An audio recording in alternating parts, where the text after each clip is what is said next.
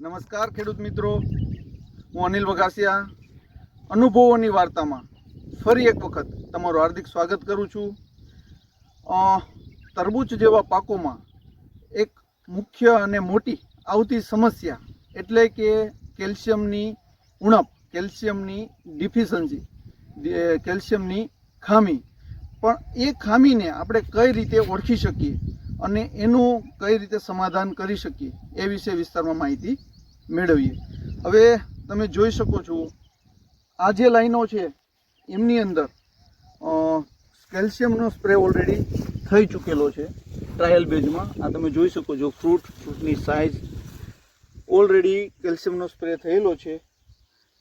આખી લાઈનની અંદર તમે જોઈ શકો છો ફ્રૂટ, છોડનું હેલ્થ, પત્તાની સાઇઝ, ફ્રૂટની સાઇઝ એકદમ સ્પષ્ટ આપણે જોઈ શકીએ છીએ. આખી જે લાઈનમાં આ કેલ્શિયમની સાઇઝ અને ક્વોલિટી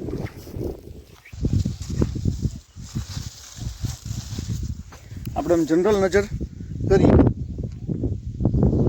તો ફ્રૂટની સાઇઝ એકદમ પ્રોપર આપણને જોવા મળે છે. એક્ઝેક્ટ એની બાજુની જ લાઈન કે જેમાં કેલ્શિયમનો સ્પ્રે કરેલો નથી. હવે આપણે એ પણ જોયું કેલ્શિયમનો જ્યાં સ્પ્રે કરેલો નથી ત્યાં ફ્રૂટ તમે જુઓ, એમની સાઇઝ જુઓ, જનરલી તમે ચેક કરો છોડનું હેલ્થ થોડુંક નબળું દેખાય છે, સાઇઝ પણ બી ગ્રેડની છે અને પાછળ ડૂટા છે. હવે આપણે એ ઓળખવાનું છે કે કેલ્શિયમ કયા સમયે આપવું જોઈએ.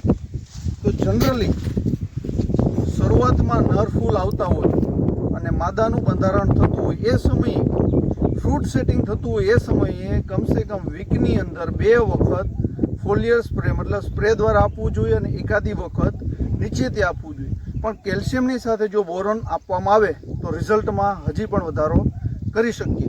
હવે વાત થઈ આપણે રિઝલ્ટની. કેલ્શિયમ આપેલું છે, આ બાજુ નથી આપેલું, તો ન આપવાથી શું નુકસાની આવી અને એમાં શું ફ્રૂટ ઉપર અસર આવે એ વિશે આપણે જાણીએ. આ ફ્રૂટ કેલ્શિયમની ઉણપવાળું છે. જુઓ, જ્યારે કેલ્શિયમની ઉણપ ફ્રૂટમાં પાછળના ભાગમાં જ હંમેશા આવતી હોય છે. કોઈ પણ પાકમાં કેલ્શિયમની ઉણપ ફ્રૂટના પાછળના ભાગમાં આવતી હોય એનું કારણ મુખ્ય એ છે કે કેલ્શિયમ એક એવું તત્વ છે કે જે હલનચલન બધા જ તત્વો કરતાં ઓછું કરે છે. એટલી માત્રામાં હાલતું નથી. એટલે મૂળથી લઈ પાન સુધી આવતું હોય, ડાળી સુધી આવતું હોય ને ફ્રૂટમાં અડધે સુધી પહોંચતું હોય તો એની ઉણપ વધારે જોવા મળે. શું કામ કે એની હલનચલનની જે પ્રક્રિયા છે એ ઓછી હોય છે. એટલે અંતે કેલ્શિયમ જઈ અને ખામીરૂપ સાબિત થતું હોય અને આવા સ્વરૂપે એમના ડૂટાઓ જોવા મળતા હોય છે. અને આ બી ગ્રેડ અને હાલતા ન હોય અને માર્કેટની અંદર આમની કોઈ વેલ્યુ હોતી નથી. હવે આ જ ફ્રૂટ ધીમે ધીમે કેવું થઈ જતું એ વિશે આપણે જાણીએ. આવો જ્યારે આવું ફ્રૂટ થઈ જાય, આ કેલ્શિયમની ઉણપ છે, તો આવા ફ્રૂટો તોડી નાખવા જોઈએ અથવા તો આ સમયે કેલ્શિયમ વધારે માત્રામાં અથવા ફોલિયર સ્પ્રે દ્વારા અને નીચેથી પણ ડ્રીપ દ્વારા પણ આપવું જોઈએ. હવે 1 માત્રાથી વધારે જ્યારે થઈ જશે ત્યારે આ ફ્રૂટમાં આ રીતનો દાગો આવશે, એકદમ બ્લેક કલરનો. તમે જોઈ શકો છો કે આ રીતનો કેલ્શિયમની ઉણપથી દાગ થઈ જશે. ધીમે ધીમે એ દાગ ફ્રૂટની અંદર બેસી જતો હોય છે, એ પણ તમે જોઈ શકો છો.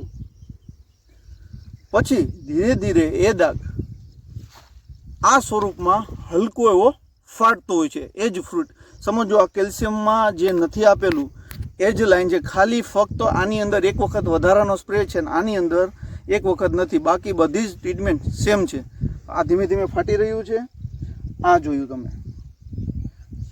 જ્યારે 1 માત્રાથી વધારે સાઇઝ થશે ત્યારે 1 માત્રાથી વધારે ફાટેલું જોવા મળશે. તો જ્યારે કેલ્શિયમની ઉણપ આવે ત્યારે ફ્રૂટની પાછળ એક ડૂટા જેવું થશે, પછી કાળો દાગ પડશે, પછી હલકો એવું ફાટશે ને પછી મોટી માત્રામાં ફાટેલું આપણને જોવા મળશે. તો હંમેશા બધા જ ખેડૂતોએ ટેટી તરબૂચ વાવતા હોય અથવા જેની અંદર કેલ્શિયમની ઉણપ આવતી હોય એવા બધા જ પાકોમાં ફ્રૂટ સેટિંગથી પહેલાં 1 વખત અને ફ્રૂટ સેટિંગ સમયે સ્પ્રે અઠવાડિયાની અંદર 2 થવા જોઈએ અને ડ્રીપની અંદર પણ 1 વખત આપવું જોઈએ.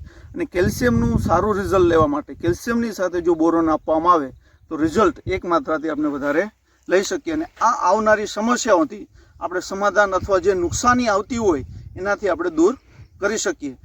આવા બધા જ ખેડૂતોને સમસ્યા આવતી હોય, જો આવેલી હોય તો અમને કમેન્ટ બોક્સમાં કમેન્ટ કરી અને અમારો સુઝાવ તમને સાચો લાગ્યો કે ખોટો એ વિશે કમેન્ટ કરવા વિનંતી. હું અનિલ વઘાસિયા. Thank you.